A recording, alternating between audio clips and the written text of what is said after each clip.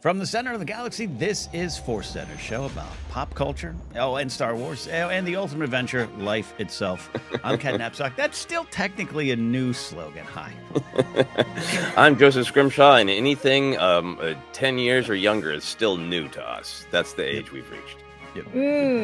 That's my kid's age. So I'm like, where am I going with this? Those kids are brand new. Brand new. I'm learning every day.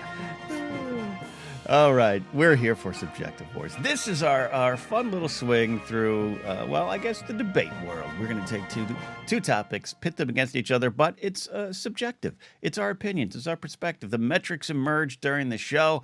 We have a lot of fun working our way through this one. And today it is a battle of the Fetts. We are going, classic Star Wars to prequel Star Wars, which is also now classic Star Wars. It is Boba Fett versus Jango Fett here today on Subjective Wars. First reactions, Jen, go. I was like, this is going to be easy. And then when I started really thinking about it, I'm like, is it easy? Also, I must put a disclaimer. There's a lot of legend stuff. And I don't know if I'll be pulling from any of that. So I'm just putting that out there. Yeah. Okay.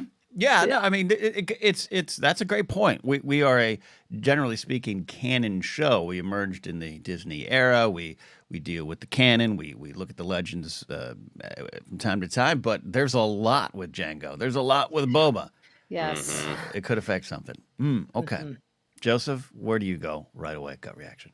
Yeah, I think for me, I always want to work my way around the metrics because there is just that generational bias. Like a lot of the two things that I want to compare in Star Wars, it ends up being like original versus prequel or prequel versus sequel.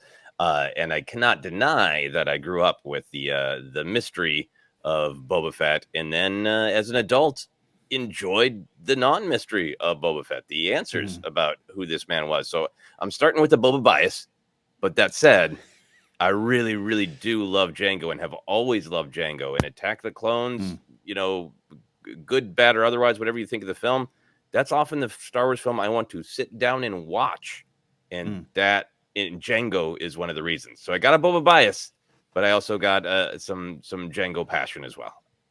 Boba bias, Jango passion. These are drinks that should be available at Galaxy's Edge. And truths, I really hear where you're coming from, because I've never, maybe it wasn't because I wasn't in the deep waters of the EU at the time with Boba Fett, and then of course Jango shows up, but I did not have an aversion to Jango being involved in the story. And I know at the time, early internet days when that came out, it was like you're talking about, there's mystery, we don't need this, it's connected, and whatever the debate was at the time. But I don't know, it seemed kind of cool to me. I was like, all right, that makes sense. I like Boba Fett, I like those action figures, now we got a Jango.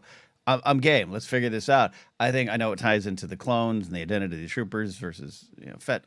I know. Well, maybe we'll get there. But I start more positive on Jango than even me, someone who had some issues with the prequels in the early 2000s. I have a more positive take than you'd think. I think the design's great on Jango. I like the execution of it, just the way he felt on screen, looked on screen. Pun intended and unintended. Okay.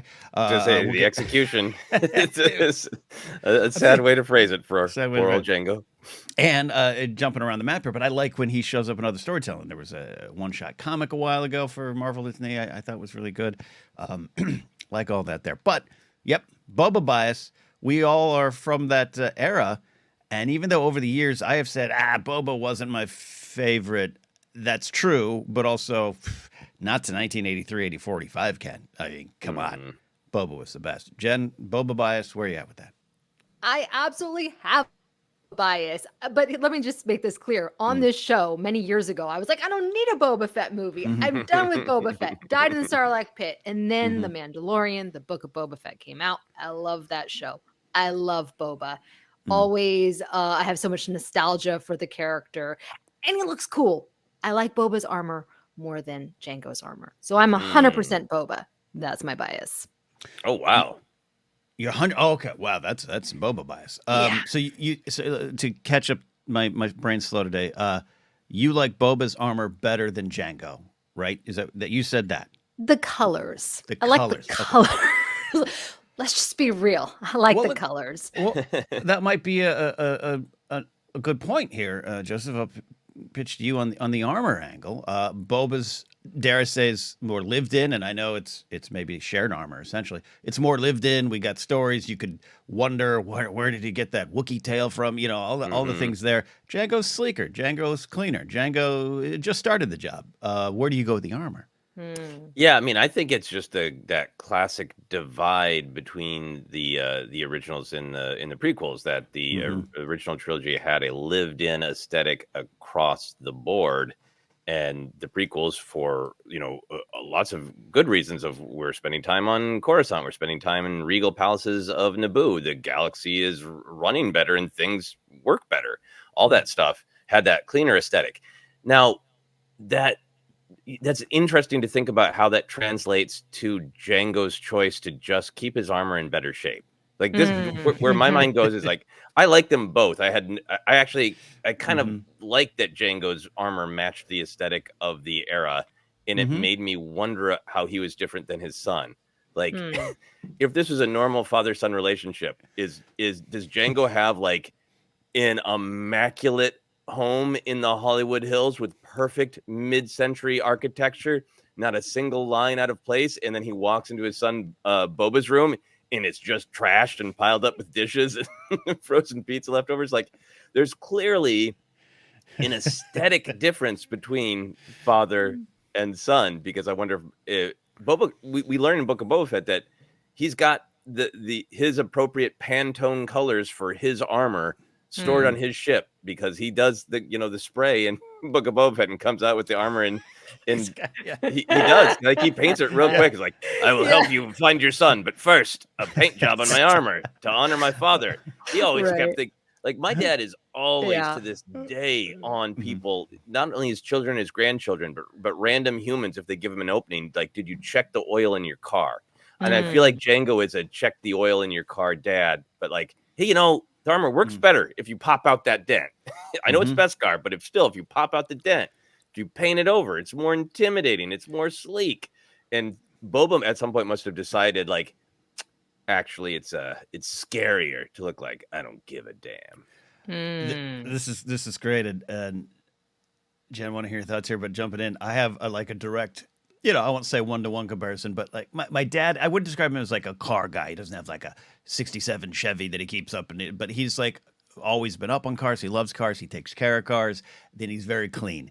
And the car I drive was my parents' car not long ago. Bought it from them. It's not the same now that I own it. It looks a little more Boba. It's not crazy dirty and everything, but like, hey, there's a can of energy drink. We don't have a trash can. We just have a bunched up piece of paper. I'm trying to be better, but if my dad saw it, he'd be like, well, that's not the armor I gave you. That's not it. So that's very realistic. Jen, Jango, the armor. What don't you like about Jango? I think Jango feels a little bit more like orderly, more, and I don't want to say civilized, but he just seems more put together. And obviously there's a very clear reason why Boba is not so put together, and obviously went through a lot of hardships throughout his life. But I guess that's really a tale of two Fetts, right? You either are drawn to more the sleek or the more lived in ruggedness. And I think of Jango, I think of him in his tunic when Obi-Wan visits them in their apartment. He just seems so poised and put together. He seems like the type of person who's going to fold his clothes before putting them in his drawer very nicely.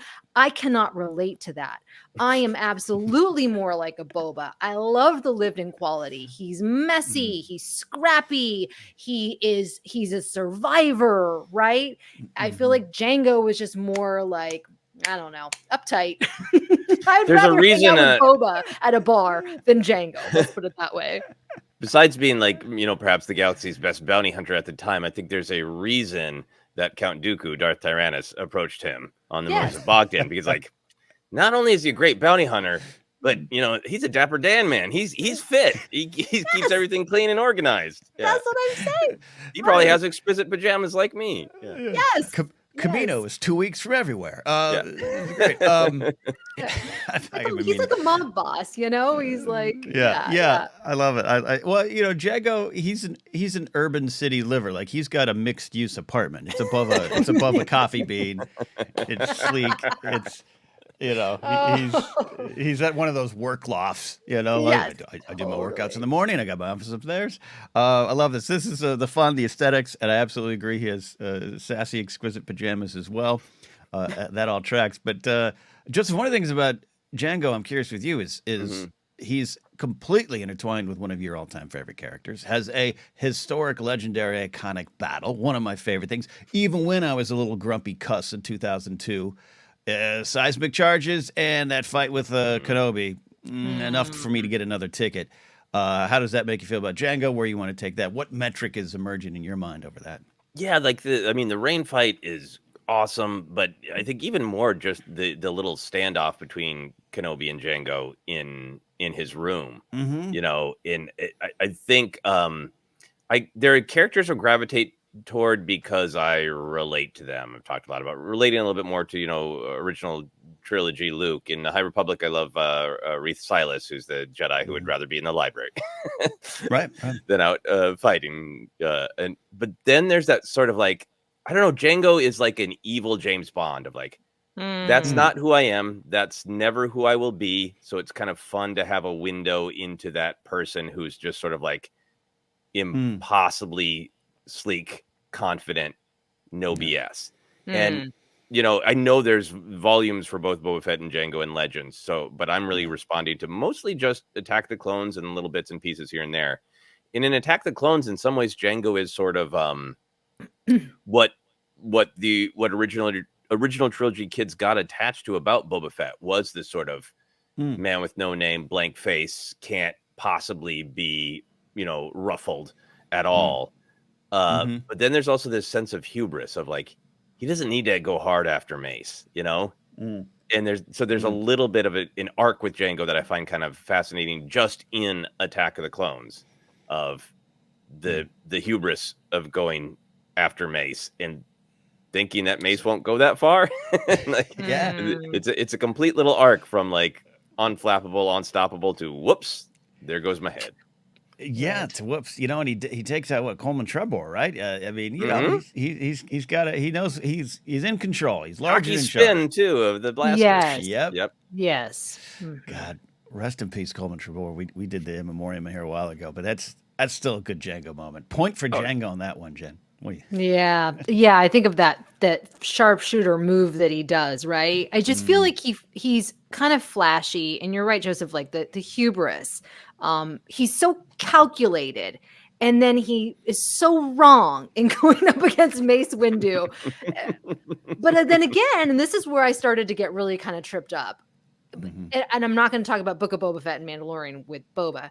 But like, if you think about his death in Return of the Jedi, which I recently just saw, it's like, here's this great bounty hunter and he's so badass. And he gets like this kind of comical, you know, cartoonish death, really, where Han, blinded, and knocks him in or whatever. So in terms of deaths, I don't know if we want to go there and scrutinize that. Yeah. If this was Yeah. past death, yeah, I think for me, Django's got it. I mean, Right? across the board, all the way down to Mace giving his, you know, other helmet or head, which I know separated because of the shadows. That Mace gives it the look of like, do you think Django's still processing?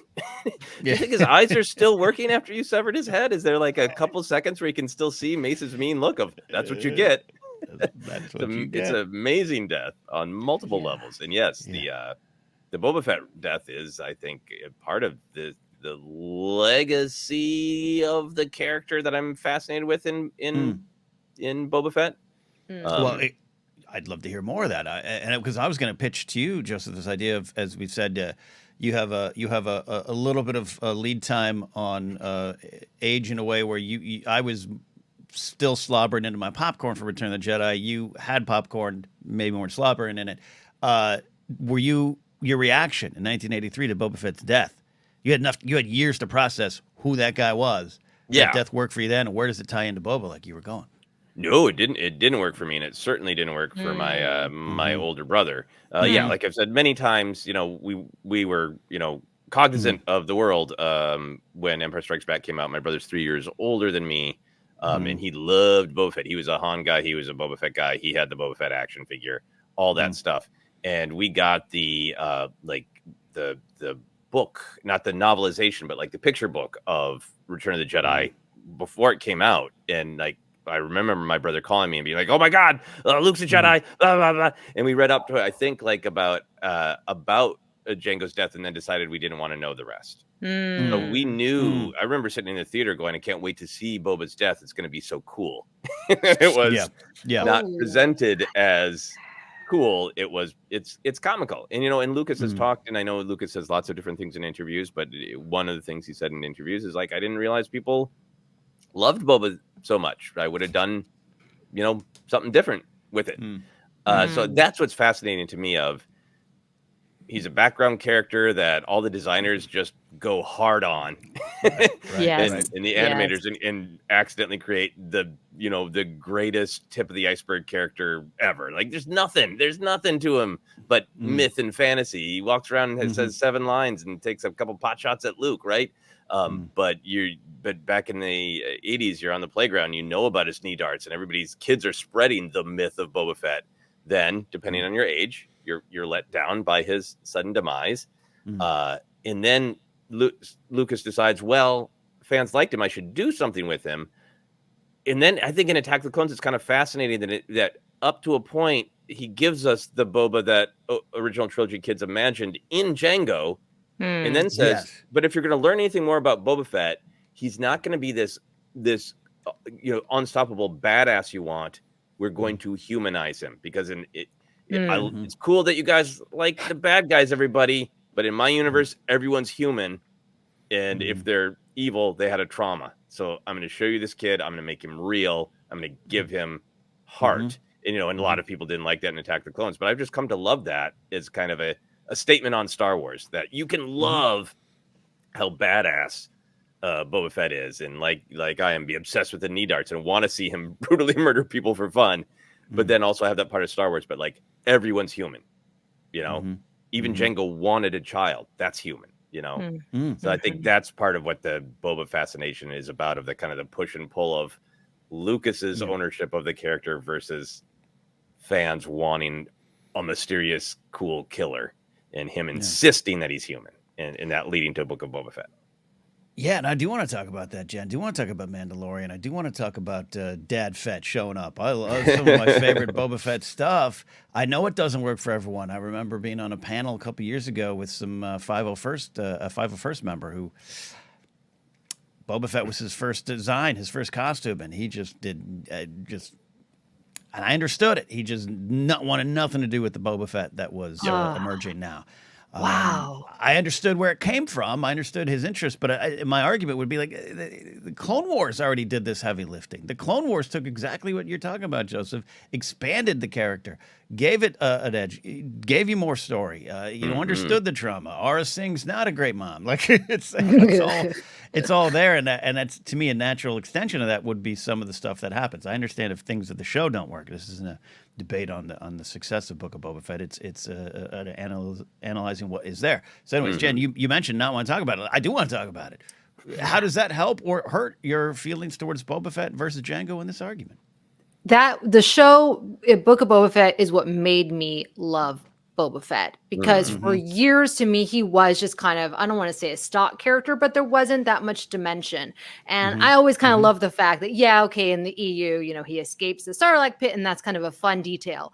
But then in theory, I'm like, I don't need to see that on screen. But when we got it on screen and we see that and we go through this journey with this character, and we see how he is a survivor, and how he ends up befriending the Tuskens and becoming a part of that community, it just gave so much weight to this character that started out for me as nothing more than cool armor. And that's why, and also the Clone Wars, obviously we see so much with the character there. So I will always have so much more of an affinity for Boba and it's kind of not fair, right? Because we've seen so much of his journey on screen. But gosh, the Book of Boba Fett was just fun. It was emotional. It was heartfelt. Yeah, it's a great show, in my opinion. Spinning gun battles and all. I love it. I love what's going on there, and I think it's got some of the deepest emotional stuff in it. I would argue, though, that a lot of that was Boba Fett becoming maybe more of his father, reconnecting with his father, which added some of the importance to Jango. It made me almost want more Jango storytelling, Joseph, to go back and, all right, he's a sleek, badass, Bond-like villain. But let's go explore the Jango before the exquisite pajamas. There's a lot there to that character. Yeah, no, and I think the clarification in modern canon that he is some sort of foundling who has a claim to being Mandalorian by honor. There's the great canon moment in Clone Wars where Hondo kind of gives Boba a talking to and says, like, your father was a man of honor. It really makes Jango this interesting character who's clearly has the universe is dog eat dog, and you do what you have to survive, period. But has some level of honor and some things he will do and won't do.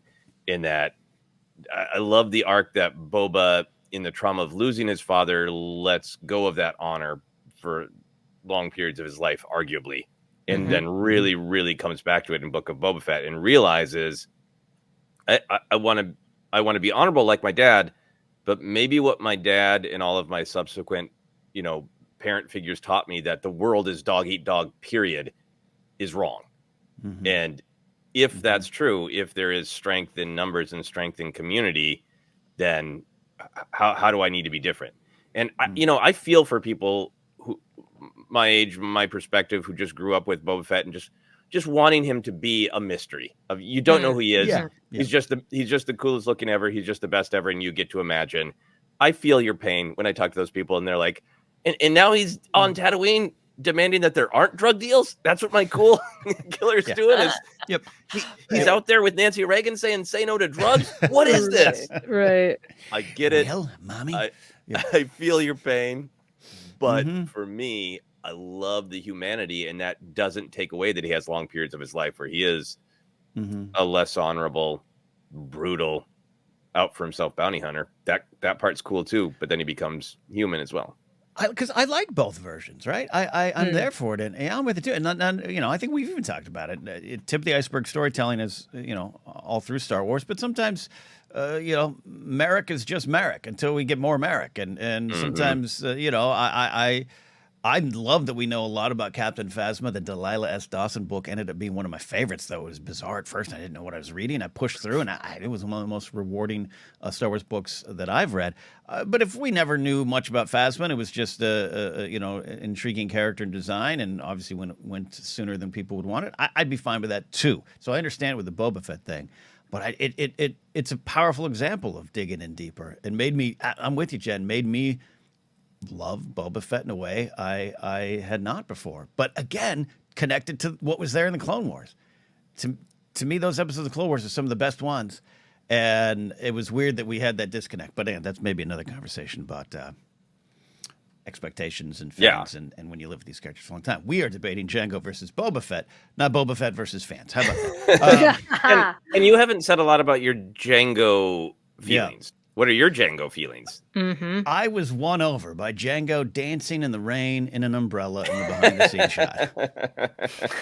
That's your Jango, the human Jango. The human. See, he was always that. I really do like Jango. Like I said, I think I was surprised how much I did. I approached Attack of the Clones with all the enthusiasm as I did Phantom Menace. I really did, even though I had spent 2.5, 3 years debating the merits of the Phantom Menace in a way that does not align with where I am now over that film. Phantom Menace is one of my favorite Star Wars films and one of my favorite Star Wars films to watch start to finish. So I went into Attack of the Clones ready. But, as was the style at the time, there was a lot of distaste for what was going on. And so I had a little bit of everyone was upset. Jango was a watered down new version, blah blah blah, whatever you want to say. But everything about Camino, everything about his design, the sleekness, the sounds. I've mentioned the seismic charges. Seismic charges probably saved my love for Star Wars at one point in 2002. Probably made me think, and I'm glad Boba gets them later on. I think they're amazing. But my feelings of Jango are very positive. It was a peek behind the mask. It forced me to ask questions about who that character was at Empire Strikes Back. So I owe a lot to Jango in terms of keeping my love going in 2002. Because, again, I thought the color scheme, he fit on Camino. It was almost like he moved to Camino and was like, blues. Let's do it. let's do some blues. So everything about it checked boxes on that Star Wars love and surface level. Before this other stuff even emerged, before we even thought about Trauma and Boba Fett and everything, I just was like, yeah, that guy belongs here. That guy works in this universe for me. So I'm very positive on Jango overall. Awesome. That's great. That's great. That is a good argument. Yeah, that's a good argument because that his appearance in Attack of the Clones for me was what got me back on board with the Boba Fett character, where I was like, oh, this is who his dad is. Oh, this is where he came from and his backstory. And that, so 1 point for Jango for me there. So 1 point, we got 2 points with that fight. Look, and again, seismic charges is more a conversation about the starship there versus the characters, but I mean, Joseph, seismic charges and Jango go together like syrup and pancakes, waffles, French toast. No, I mean, I love that entire asteroid chase. I love it from Kenobi's perspective of like, yeah, I can fly well, but it's not fun for me to be shot at. And I'm just trying to get stuff done. I'm going to be dealing with seismic charges and the weird father-son relationship. Like, I know some people kind of make fun of young Boba's kind of laugh there and all that. And get him, Dad. But I really like it. That's like, this is their version of like, son, you want to go out to the yard and throw the ball a bit? Like, son, you want to go shoot down a pesky Jedi? And yeah, and the seismic charges. I recently rewatched this one of the behind the scenes on Attack the Clone that was Clones that was on the DVD with it's all Ben Burt focused. It's the one that's called if films aren't released, they escape. And he talks about coming up with the dropping all of the sound out for the seismic charges, which is what sells it. And yeah, it's gorgeous. And for some of my super grumpy friends who are pretty much done after Attack the Clones, they're like, well, at least the bombs were cool. Right. Back in the day. Yeah. Right, absolutely. We're coming down to the end here, and I don't even know if we're done discussing it. We both have come to enjoy these characters a lot, without a doubt. Jen, I think I underestimate how long you were in the I don't like Boba wilderness, but you're here now, and you got 100% Boba bias. Yeah. As we take this home, what are you looking at? What are the final points you want to make or measure?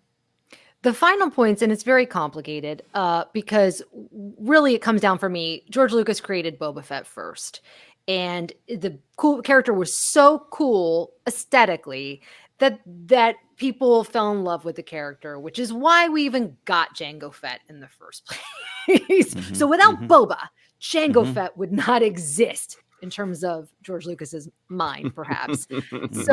And because I just love the original trilogy. And I just saw the character on screen. I was like, that is a really cool character. It's just fun. He's mysterious. And knowing his backstory has made me love the character even more. So I'm still with Boba. Sorry, guys. No apologies needed. I think that is where I'm going. And we'll see, Joseph, where you put it. But I love Jango. He's very important to me in terms of my fandom, as I just stated. But I'm with you, Jen. It just might be a case of there's just so much Boba Fett storytelling, canon and legends, but there's so much out there that I've learned more about him. He was just more of an armor-based character for me. He was more than just cool armor walking around eventually, especially what's going on now. His reappearance in Mandalorian, even though it was like rumored and speculated, and when it happened, I remember just kind of closing my eyes and nodding and going, yeah, we're doing this. We're doing this. There's the ship. There's the sounds. It's back. And that's kind of maybe all I needed to know about this debate. Like, I felt something when he came back, and I did love it. Even though he came back as a badass, and I don't always gravitate towards that. I really loved, and I love what they did with it. I do think I'm with you, Jen. Chicken or egg? Boba or Jango? Which came first? Well, we know in this scenario who came first and why it means so much to me. Joseph, take us home, though. Do you have a last stand for Jango? Did the Boba bias win? Where do you go? I'm afraid that the Boba bias is defeating the Jango passion. I do love Jango. I would love even more canon storytelling if they do a Tales of the Bounty Hunter. I'd love to get it, fleshed out. What I mean, one can infer, one can guess, and I'm sure it's in Legends. But like, what drove him to say, "No, I want a son. I will do this, but I want a son." Like, there's so much about Jango that's fascinating. But I think at the end of the day, Boba, he just means too much to me because he existed is this unknowable badass, and then he became a traumatized child, and then finally, those two halves were fully pulled together in Book of Boba Fett. The path began in the Clone Wars animated series, but then to pull that together and make him an absolutely complete character who is a cold, ruthless badass and a traumatized human capable of growth. It's just too complete and fascinating of a story for me to turn away from Boba. And then the other factor for me is action figures. I have many Boba Fett action figures, and I have in fact one of the dumbest action figures I've ever purchased for, I believe, $30.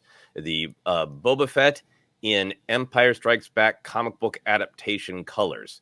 So it's just the exact same mold of Boba Fett action figure with slightly different colors. Yeah. I paid $30 for it. Right now, the only Jango action figure I have is his head, which comes as an accessory for a Mace Windu action figure.